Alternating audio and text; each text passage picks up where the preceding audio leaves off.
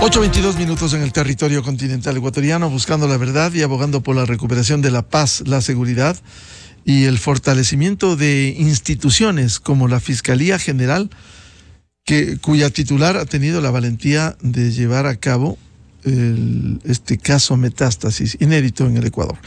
Bien, quiero dar la bienvenida a los señores concejales Bernardo Abad y Michael Aulestia. Les invitamos para conocer las últimas novedades en el municipio. A propósito, se ha conocido públicamente que la última ordenanza aprobada por el Consejo Metropolitano de Quito actualiza los avalúos de los bienes inmuebles, tanto rurales como urbanos. Le pregunto a Bernardo Abad, ¿esto pudiera abrir la posibilidad de revisar el impuesto predial? Muy buen día, Bernardo. Saludos cordiales, Miguel, Michael y obviamente la radioaudiencia de la radio. Sí. Lo que se aprobó el día de ayer es que se autoriza para hacer el proceso que lo manda el COTAD de la valorización de todos los impuestos, de la valorización de todos los predios urbanos y rurales. Me explico. La aprobación de ayer es, hay que valorar y se autoriza para ello predios urbanos y rurales, porque eso en el artículo 139 del COTAD lo define claramente. Cada 2 años se tiene que hacer. Que eso va a afectar en el impuesto predial, por supuesto, no significa que va a subir, porque la disposición es clara, hay que revisar los impuestos prediales, pero para ello se requiere otra ordenanza, una ordenanza de carácter tributario que tiene que ser iniciativa de la parte de la alcaldía de Quito, con lo cual estaríamos a la espera de que se envíe ese proyecto de ordenanza. Pero sí, en realidad, pues se autorizó la valoración de todos los predios urbanos y rurales que afectan directamente en el impuesto predial. Bernardo, si se ha autorizado la valorización de los predios urbanos y rurales, hagamos un ejemplo. Si una casa está evaluada en $200,000 y en esta valorización se pone que vale $250,000, un ejemplo al azar, eso no incide en el cambio del impuesto predial si ya tiene otra valorización. Por supuesto que incide. De hecho, obviamente, pues, el que aumente el avalúo de un predio en el cual está, pues, esta vivienda, incide. Pero en poco. Pero tomemos en cuenta también, Miguel, que aquello se da muy poco, porque para la valorización se tienen que tomar en cuenta, obviamente, si es que hubo plusvalía, si es que hubo el aumento en los precios, porque la valoración también tiene que ver mucho con el avalúo comercial. Recordemos, antes del impuesto predial estaba definido por lo que el catastro decía, y muchas veces el catastro era diferente en su valoración de un predio a lo que era la valoración comercial. Hoy es casi lo mismo, con lo cual podría darse a la situación que pone de ejemplo. Así es. Pero repito, no es un tema de que la valoración inmediatamente incrementa los impuestos prediales. No, eso tiene que ser mediante otra ordenanza en la cual el artículo 497 del COTAD es muy claro, se tiene que observar principios de igualdad, proporcionalidad, progresividad, generalidad, que es el sustento del sistema tributario nacional. Así que todavía tenemos que definir aquello. Bien, bienvenido al concejal Michael Aulestia. Le consultamos lo que le hemos preguntado a Bernardo Abad. ¿Qué implica esta valorización de predios urbanos y rurales que se ha resuelto en el Consejo de la Capital? Buen día, Michael. Buenos días, apreciado Miguel, a mi colega concejal Bernardo, un saludo cordial a los quiteños que nos escuchan. Yo nada más decirle, Miguel, que ratifico y apoyo el criterio del colega Abad, en virtud de que la exposición que hizo es así. El Consejo Metropolitano el día de ayer, en sesión de consejo, lo que hace es nada más cumplir con la normativa que está dispuesta en el 496 del COTAD, que obliga a los gobiernos autónomos descentralizados a que cada bienio tengamos que actualizar la valorización del suelo.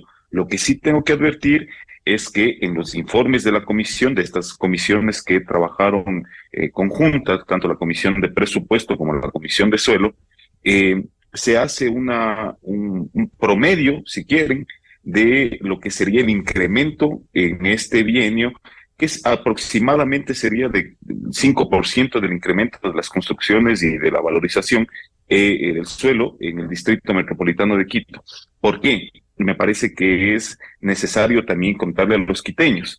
En el año 2021 se aprueba el plano de la tierra del Distrito Metropolitano de Quito, entendiendo que en el año 2021, para el bienio me refiero 2022-2023, entendiendo que en ese momento atravesábamos pandemia. Y el colega concejal Abad conocerá que en ese momento no se pudo hacer las constataciones físicas, si se puede, en inspecciones, justamente porque atravesábamos una crisis sanitaria mundial.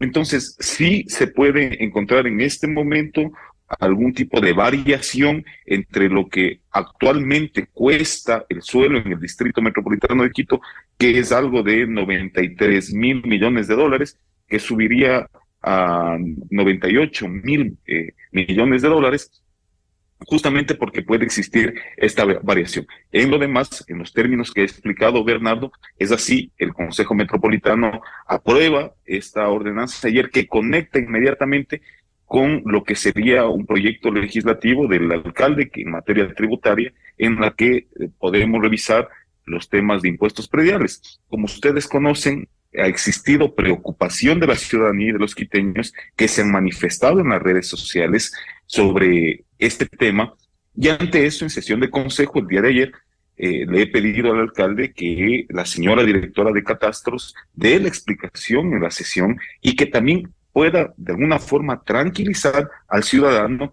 que posiblemente estaba preocupado por la aprobación de esta ordenanza.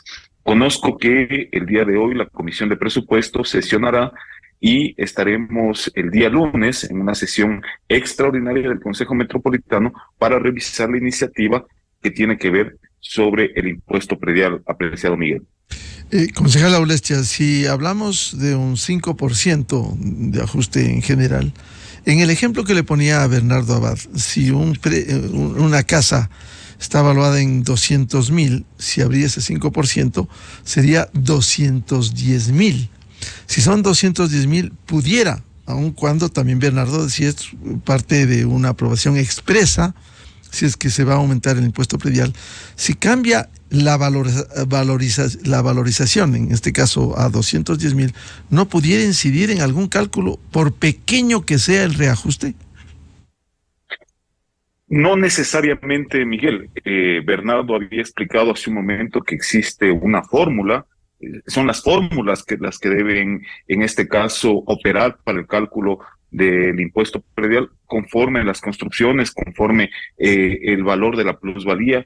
Podemos también decir en este momento, y sería bueno que podamos entrar al debate, Miguel, y también le invito a Bernardo, todos los predios que serían beneficiarios en este momento de las Boca Metro, por ejemplo. Esa es una discusión en la que debería entrar también el Consejo Metropolitano, porque en efecto se ven beneficiados. Yo no quiero decir que con esto la municipalidad tenga que poner trabas o obstaculice lo que podrían ser emprendimientos a partir de las Boca Metro, porque eso es lo que necesita en este momento la ciudad, la dinamización de la economía a partir de todas las Boca Metro. Pero en efecto que se ven beneficiados, y en efecto que el municipio de Quito ha hecho una inversión importante como es el Metro de Quito, y que en este momento ellos pueden aprovechar el uso del suelo, por ejemplo los centros comerciales que se ven beneficiados a lo largo de la primera línea del Metro de Quito.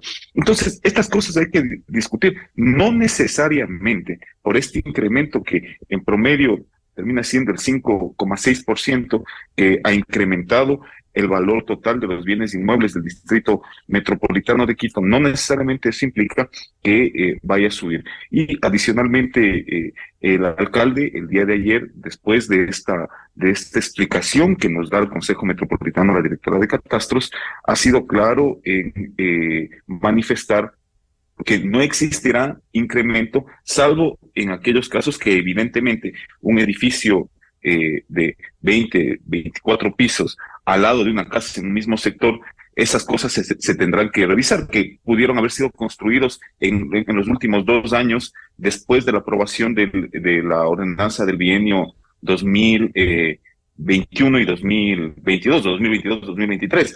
Entonces, eso es lo que hay que decirle a la ciudadanía por tranquilidad, pero adicionalmente decirles que nuestra labor como fiscalizadores en el Consejo Metropolitano siempre será, lógicamente, cuidar los intereses de los ciudadanos y que el municipio de Quito no les imponga más valores a pagar en este momento que el país, y no solo Quito, vive una crisis económica. Vuelvo con el concejal Bernardo Abad. Si va a haber reunión de la Comisión de Presupuesto y luego conocerá el pleno del Consejo. ¿Cuál es la expectativa luego de este informe que se presente? Un complemento nada más a lo que dijo mi colega y buen amigo Maica Olestia. En el bienio 2022-2023, el que está terminando, que se aprobó en 2021, está exactamente lo mismo. Se aprobó la autorización para la valoración de los predios urbanos y rurales para los 2 años posteriores. En el 2021 no hubo absolutamente ningún incremento, por obvias razones. Estábamos en pandemia, nada pudo haber cambiado y no se podía constatar físicamente si es que hubo cambios, por ejemplo, en un predio, si es que en el predio fue construido un edificio, una casa, si es que en el predio hubo cambios. Aquello entonces se mantuvo tal cual. Recuerdo incluso que se abogó y se dijo y se dejó claro que no habría ningún cambio en la valoración y por lo tanto ningún cambio, ninguna revisión en los impuestos prediales. Y así fue, a todos los quiteños les consta aquello. Ahora, aprobar esta autorización para que haya la valoración nueva de los predios, es decir, que se constate físicamente, que se determine cuál es el precio real de un predio, de un bien, pues ahí se definirá si se aplica la plusvalía, si es que ha aumentado el precio del bien o de la construcción que esté en el predio, y ahí obviamente podrían darse cambios. Repito, el COTAD es muy claro en su artículo 497, dice revisar, no dice subir. En algunos casos incluso podría revisarse para abajo, que es lo lógico, porque si hay un bien que ha perdido valor, por supuesto, el impuesto predial tiene que reducirse también. En otros predios han aumentado de valor, por supuesto, y eso tiene que reflejarse también en el impuesto predial. Y voy a poner 2 ejemplos. En lo que se determina la meseta de Quito, la parte más concentrada, el hipercentro de la ciudad de Quito, muchos predios han perdido valor, porque por razones varias, hay personas que ya no están viviendo ahí, hay muchos edificios vacíos. Esos predios, lógicamente, tienen menor valor y automáticamente deberían revisarse a la baja. Pero en sectores de crecimiento, como por ejemplo los valles, por ejemplo hacia donde están avanzando las construcciones, sobre todo al norte también, podría darse esa revisión porque los predios han aumentado su valor, es lógico, y al aumentar su valor tiene que incrementarse, verse reflejado en el impuesto predial. Pero eso será realmente en un pequeño porcentaje, porque obviamente, como decía Michael Aulestia, el porcentaje será un poquito más de 5% en la variación, en el total del valor de los predios y construcciones de Quito, de 93,000 millones a 98,000 millones, algo así. Los números para redondearlos. Entonces, más o menos se tiene que ver reflejado ese porcentaje, pero en promedio no significa que todas las construcciones o predios van a aumentar de valor. No, repito, en algunos casos aumentará un poco, en otros casos, bastante obvio. Si había un predio que estaba vacío y en ese predio se han construido un edificio de 20, 25 pisos, ese predio obviamente tendrá otro valor y automáticamente ya no se cobra por solo el predio que estaba vacío, sino por cada una de las pisos, por ejemplo, o departamentos, que es lo que generalmente se hace, se cobra un impuesto predial. Entonces todo tiene que ir proporcional y además tiene que reflejar el valor del predio con la construcción. Entonces no hay que alarmarse, no es que va a haber ningún cambio drástico, no es que va a haber un incremento de todos los predios, de todas las construcciones, no, en lo absoluto. Habrá que ser muy mesurado, repito, y habrá que determinar en qué casos se aumenta el valor y automáticamente se refleja en el impuesto predial y en qué casos se ha reducido el valor, con lo cual se tiene que reducir por obvias razones el impuesto predial. Repito, es importantísimo, clarísimo, tiene que esto llevarse en base a la igualdad, proporcionalidad, progresividad y generalidad, que es el sustento del sistema tributario del Ecuador, Miguel. Bernardo, más allá de lo que hay que esperar, esta valorización de los predios urbanos y rurales, ¿qué tal si hablamos del tema del pago? Si se mantiene el pago de los impuestos, hay algunos rubros que nos viene siempre, no solo el impuesto predial, sino, por ejemplo, obras en el distrito. Y aquí hay quejas, pudiéramos citar recién, casuística, recién taparon unos huecos, por ejemplo, una vía de gran circulación como la avenida Velasco Ibarra, la oriental antigua, como se denomina. ¿Por qué no más agilidad en la administración cuando Quito, en algunas calles y avenidas, está llena de huecos? Por una razón obvia. Porque eso es un tema que tiene que llevarlo adelante la empresa metropolitana de obras públicas, sobre la cual hay muchas quejas. La anterior administración dejó ya contratado, firmado, para que se realice un número determinado de bacheos, rebacheos, incluso un número determinado de kilómetros de reasfaltado. Pero eso ya es un tema netamente administrativo, netamente del alcalde, netamente de aquellos que construyen como la empresa de obras públicas. Nuestro rol es justamente fiscalizar aquello, y en eso estamos, porque hay muchas quejas de ciudadanos que dicen, a ver, en mi sector no se ha bachado, en mi sector no hay un reasfaltado, y ese es un tema que tiene que sí ser fiscalizado por nosotros. Nosotros no somos ejecutores, nosotros somos legisladores y fiscalizadores, y estas quejas las tomamos por lo general, y obviamente para pedir informes a la empresa correspondiente. Y recordemos algo, Miguel, esta administración, mejor dicho, propuesto por el actual alcalde, fue que los concejales salgamos de los directorios de las empresas públicas.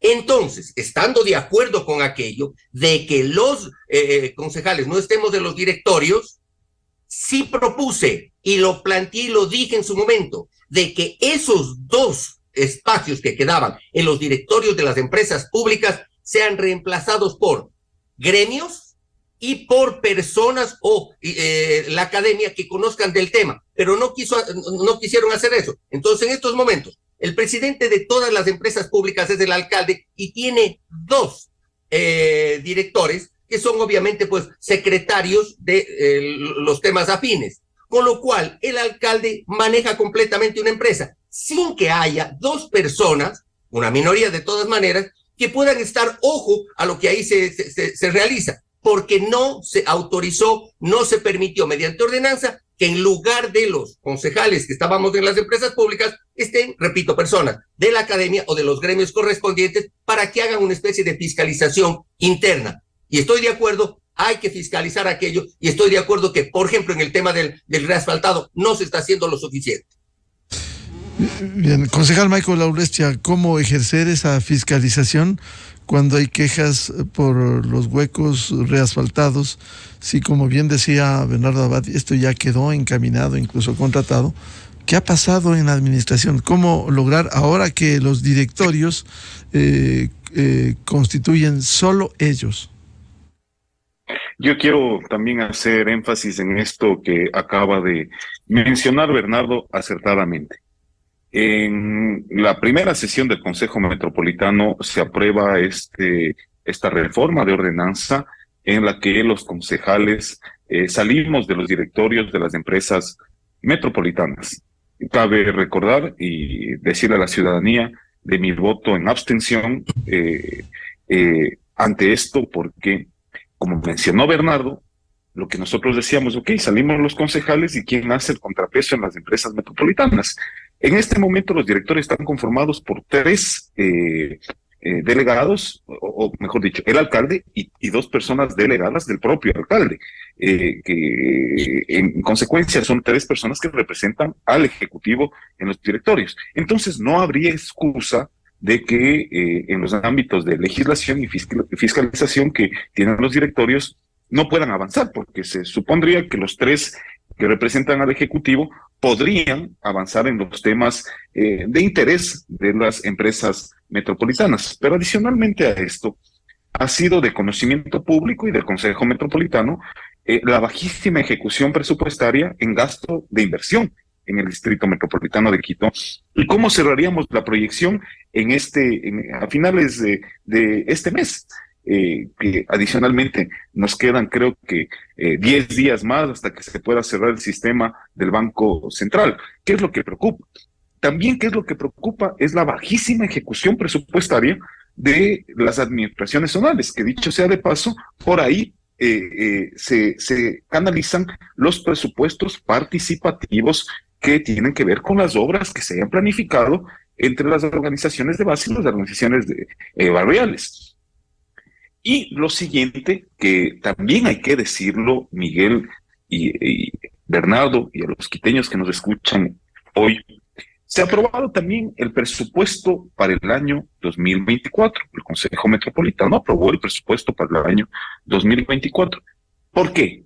Porque el alcalde tiene que cumplir un plan de gobierno como ejecutivo municipal, tiene que ejecutar obras, tiene que ejecutar un proyecto, y el legislativo lo que hacemos es nada más dar las facilidades para que ese plan de gobierno, eso que la ciudadanía quiere en este momento en obras, se canaliza a través de las diferentes dependencias municipales.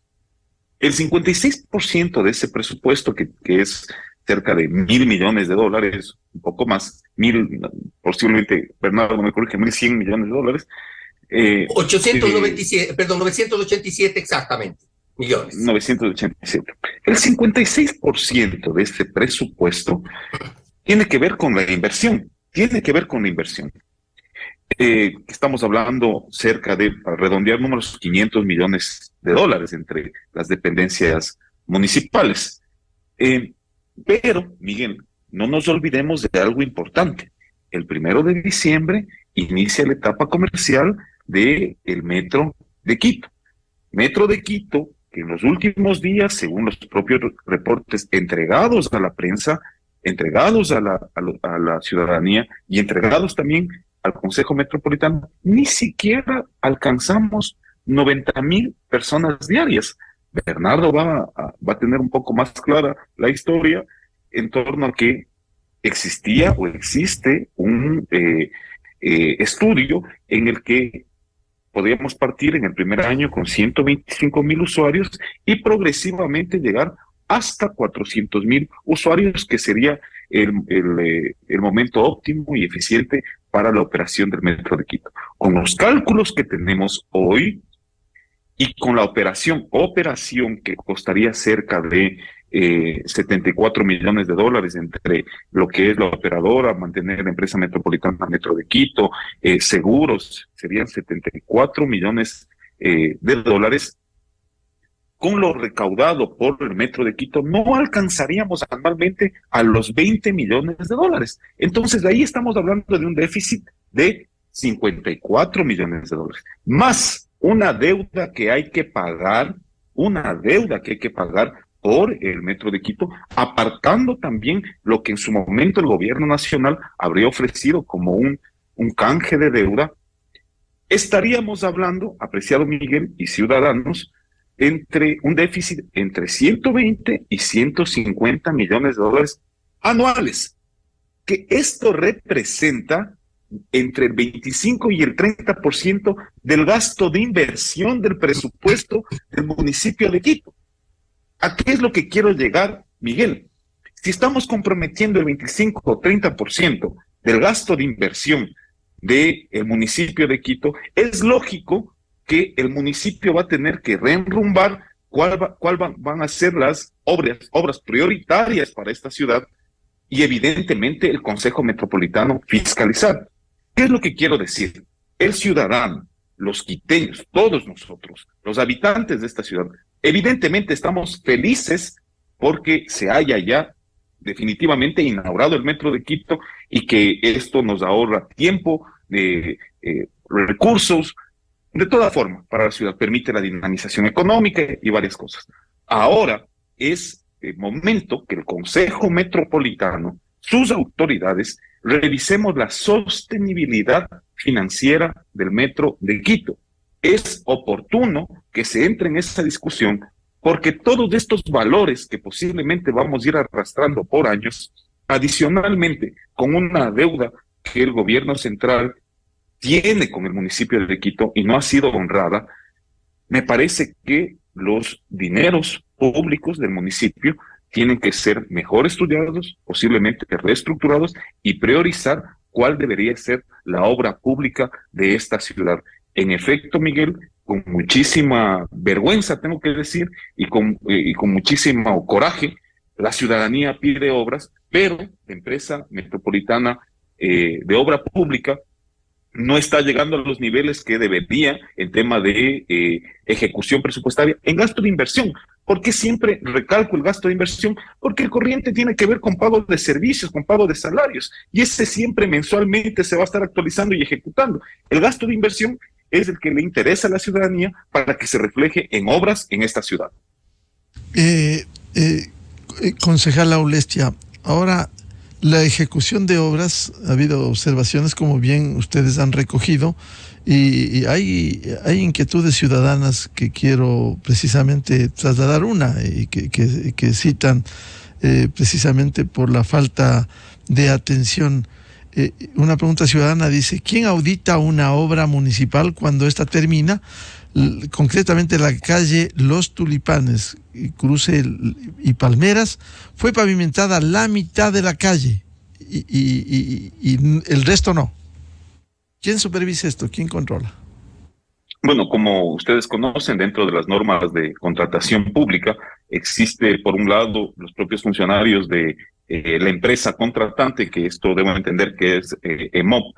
Existe un administrador de un contrato, de una obra, pero por la otra parte también existen fiscalizadores de la obra. Todo esto, como ustedes conocen, dependiendo de la modalidad y el régimen que se contrate, se van haciendo desembolsos conforme van planillando y van ejecutando la obra y se va viendo un avance de la obra. Al final de la obra, alguien tiene que asumir que recibe a conformidad la obra, cualquiera que sea esta. Entonces, claro, ahí también podemos observar de alguna forma que si no se ha cumplido con los parámetros o con lo que en su momento en los pliegos de la contratación se determinó y se entrega una obra y el municipio lo que hace es derogar el pago sin recibir a conformidad, evidentemente alguna cosa irregular puede existir de por medio del funcionario que recibió una obra incompleta, mal hecha y que no cumpla con los pliegos y las especificaciones técnicas que en su momento hicieron a través del sistema de contratación pública. Concejal Bernardo Abad, inquietudes ciudadanas, ¿cada qué tiempo tiene que reajustarse el pago de impuestos? Cada 2 años, según el Código Orgánico de Entidades de Seguridad, perdón, del Código Orgánico COTAD, cada 2 años se tiene que dar la revalorización o la valoración de los predios, cada 2 años.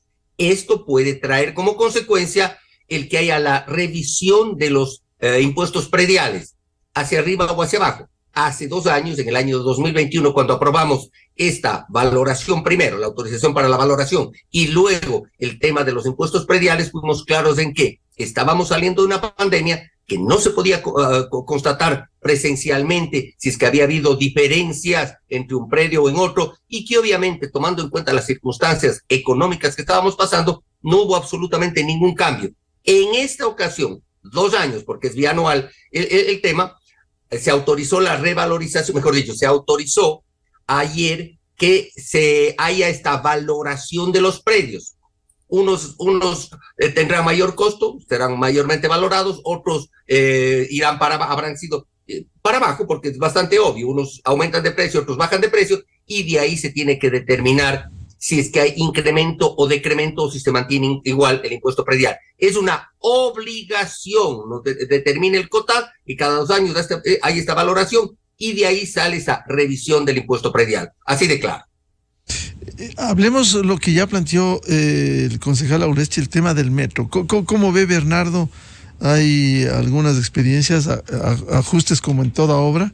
Es un gran servicio el asunto del tiempo, pero habrá que hacer ajustes que los vamos a plantear. ¿Cómo ve Bernardo Abad esto?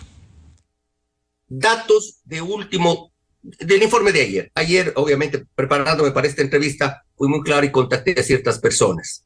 la última semana, el número de viajes que se constatan en el metro de Quito es de entre 150.000 y 200.000 viajes.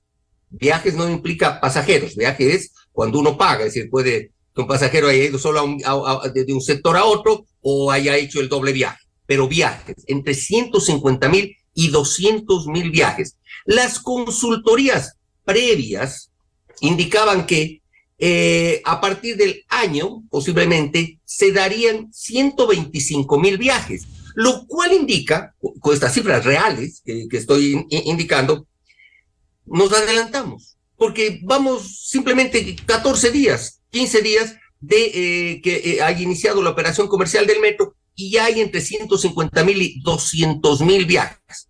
Voy a hacer un cálculo muy rápido. Apreciado Bernardo, ¿diario es la cifra? Diarios, sí. El día de ayer, obviamente, un funcionario me indicó aquello, y un funcionario de confianza, por supuesto, y me indicó aquello, entre 150.000 y 200.000 viajes diarios, dependiendo el día. Pero también me dijo, recordemos que muchas personas están yendo a conocer el metro y que se deberá pasar el mes de enero para determinar exactamente cuántos viajes estarían dando ya normalmente, porque obviamente diciembre es un mes diferente, inicia la operación, etcétera. Entonces se tendrá que esperar a que pase enero, es decir, a febrero tendremos ya una cifra estabilizada de cuántas personas mismo estarían utilizando el metro ya como su medio de transporte normal y corriente. Pero estoy dando la cifra. Si es que hay 150.000 viajes diarios, aquello implica que se generarían a 45 centavos de dólar el pasaje, unos 24 millones de dólares año. 24 millones de dólares al año. La operadora cobra más o menos 33 millones de dólares año, así que no llegaría al punto de equilibrio. Pero como aumentaría, podríamos decir que con 200.000 viajes diarios podríamos sustentar el pago a la operadora, unos 33 millones de dólares. Pero queda la parte de mantenimiento y obviamente la parte de la empresa Metro de Quito como tal, la empresa pública, que tiene que irse reduciendo de tamaño, porque ya no tiene mucho que hacer la empresa Metro de Quito. Entonces, podríamos decir que el equilibrio entre el pago a la operadora y podría ser con 200.000 pasajeros, pero hay el mantenimiento que más o menos será unos 20 millones de dólares, podría ser que con unos 330.000 viajes diarios haya un equilibrio financiero entre pagar al operador y pagar el mantenimiento. Ojo, operación y mantenimiento, con unos 330.000 viajes diarios. Pero queda lo que decía el concejal Aulestia, pues. El pago de la obra per se, el pago de la obra está ahí. Son 2.100 millones de dólares que tenemos que pagarlo. Y eso no está contemplado en el análisis financiero. Sí, tiene que pagar mucho dinero el municipio de Quito, manteniendo un equilibrio entre el pago al operador y el pago al tema de mantenimiento. Tal vez quedaría unos 25, 30 millones de dólares que tendremos que pagar para la obra, entre obras, seguros, un poco más incluso, entre obra y el resto de pagos, porque tenemos que pagar. Todos los 2.100 millones de dólares fueron préstamos internacionales a 4 instituciones financieras. Ojo, no todo tiene que pagar el municipio. Tiene que pagar más o menos 1.300 millones de dólares del municipio y la diferencia el Estado. Y claro, no nos han dado lo que ofreció el presidente Guillermo Lasso por 2 ocasiones, 150 millones de dólares, que algo es algo, pero no nos han pagado. Entonces requieren esos 150 millones de dólares para ir adelante. Ahora, voy a decirlo públicamente, el alcalde ya está anunciando que se va a ampliar la línea. Correcto, creo que eso es lo lógico, que vaya de la estación 15 Norte, Labrador, a la Ofelia, más o menos 5 kilómetros. Pero eso cuesta más o menos 500 millones de dólares. Y el alcalde ha anunciado que podría ser el municipio el que pague. ¿De dónde? ¿De dónde? Si no tenemos capacidad más de endeudamiento. Y no podemos, a mi criterio, solo poner el dinero de los préstamos para el metro. Esa tiene que ser una obra que sea financiada y pagada por el gobierno central, como ocurre en todas partes del mundo. En todas partes del mundo. Pongo de ejemplo, el Metro de Chile, la obra se financia 30% la ciudad de Santiago y el 70% el gobierno central. En este caso, fue el 60 y pico por ciento de obra pagada por el municipio y la diferencia por el gobierno central. Recordemos cuando el señor Correa dijo, voy a pagar la mitad, el gobierno central se va a hacer cargo, y no pagó la mitad, porque la mitad debería haber sido 1.100 millones de dólares, y no pagó, dio 750 millones de dólares. Entonces ahora, lo que digo yo, el municipio no puede endeudarse más porque no hay capacidad de endeudamiento, no podemos nosotros pagar la obra, que esa obra de ampliación del metro de Quito, que es necesaria y que la gente ha visto los beneficios, tiene que ser pagada, financiada por el gobierno central. Porque obviamente nosotros en Quito, los quiteños, no tenemos ya la capacidad de endeudamiento. Doy en términos generales los montos, Miguel. Concejal Michael Aulestia, si se va a ampliar, que es un deseo paulatino como sucede en las grandes metrópolis, ir aumentando el recorrido del metro, este gran servicio indudablemente, ¿cómo financiar por un lado? Porque una cosa es hacer una declaración de un buen deseo y otra cosa, ¿cómo sostener esa construcción, los 5 kilómetros hasta la Ofelia? Apreciado Miguel, el concejal Abad ha dado cifras, espero que sea así, digo, Bernardo, nos conviene como ciudad, nos conviene como municipio, espero que sea así, aun cuando se mantengan esas cifras, seguimos con un déficit de cerca de 50 millones de dólares, que según los datos proporcionados por el propio Metro de Quito, por el propio gerente, sería un déficit de 50 millones de dólares anuales, más la deuda. Tú anotabas muy bien, 1.250 millones de dólares que tiene que pagar el municipio de Quito. Miguel, sería irresponsable, aunque suene impopular, pero nosotros somos electos también para tomar decisiones y las decisiones tienen que ser responsables. Le he dicho al alcalde, no podemos hablar en este momento de una segunda línea y peor, una segunda línea subterránea. Peor. Bernardo debe tener los datos más claros. Lo que cuesta 1 kilómetro construir el subterráneo es 10 veces más caro de lo que podría costar en superficie. Entonces, estas cosas hay que valorar. Por supuesto que la ciudadanía del norte de Quito, los quiteños de la Ofelia, los quiteños de Calderón, por supuesto que también los quiteños de las parroquias orientales, en algún momento podemos pensar en un tren de cercanías. Lógico que lo debemos hacer. Y concuerdo por completo, no es el municipio de Quito el que debe invertir en estas obras. Ya lo dijo un método, Bernardo, posiblemente debería ser el gobierno central, pero un gobierno central también quebrado, que para pagar sueldos este último mes tuvo que tomar dinero del BEDE. ¿Por qué no pensar ahora sí en la inversión privada? En el mundo existen empresas que se dedican a invertir en estas obras que posiblemente sean estratégicas para las ciudades, en las que el municipio de Quito no compromete su dinero y podemos dar las opciones y las facilidades a los ciudadanos en temas de movilidad. Hay que revisar, me adelanto de una vez, aunque no sea popular, como decía hace un momento, pero tenemos que ser responsables, hay que revisar la tarifa del Metro de Quito, hay que darle las condiciones a la ciudadanía para que pueda utilizar todos los subsistemas de transporte en superficie, hay que ir hacia la reestructuración de las rutas y frecuencias del transporte en superficie y hay que superar los procesos judicializados en el Tribunal Contencioso Administrativo en torno a la reestructuración del sistema de rutas y frecuencias. Les comprometo a Bernardo Abad y Michael Aulestia, concejales de Quito, a hablar precisamente de esto de las rutas y frecuencias, que son deudas pendientes, porque siendo excelente el servicio del metro, para llegar, cito, del Batán o de San Juan, demora mucho más que tomar el metro y trasladarse del norte al centro o al sur de Quito, evidentemente. Les comprometo. Muchas gracias por ahora por este valioso aporte a Bernardo Abad y a Michael Aulestia. Buenos días, siempre amigos. Un gusto y a la orden. Muchas gracias. Les anunciamos, ya viene de inmediato el segmento Clarito está con los reconocidos economistas Vicente Albornoz y Sebastián Oleas. Antes quisiera recomendar el programa Controversia en Escena este sábado 8 horas por Exa FM, Democracia M y Democracia TV.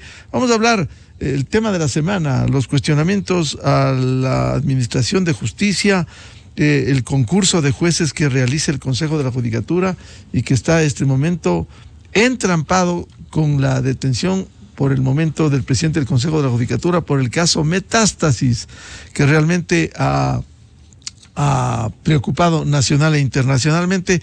Y también un tema muy sugestivo, que también hablamos esta mañana, las debilidades en la formación universitaria de los abogados, porque hay algunos que son verdaderos abogados, juristas, y otros que son tinterillos que se alían y defienden causas innobles como el narcotráfico. Invitados, el doctor Ramiro García Falconi, jurista, penalista y catedrático de la Universidad Central, el doctor Miguel Molina, director de la Escuela de Derecho de la Universidad Internacional y columnista del Universo, y el doctor José Chalco, jurista, constitucionalista y catedrático en la Universidad del Azuay. De mi parte, les deseo un feliz viernes, feliz fin de semana. Dios mediante, volveremos el próximo lunes a seguir contribuyendo en la búsqueda de la verdad. Muy buen día, felicidades a todos. A la revista informativa Democracia llegan Vicente Albornoz y Sebastián Oleas, conocidos como Los Explicadores. Para presentarnos, Clarito está. Nos explican en sencillo las cosas difíciles de entender. En XFM y Democracia M da inicio, Clarito está.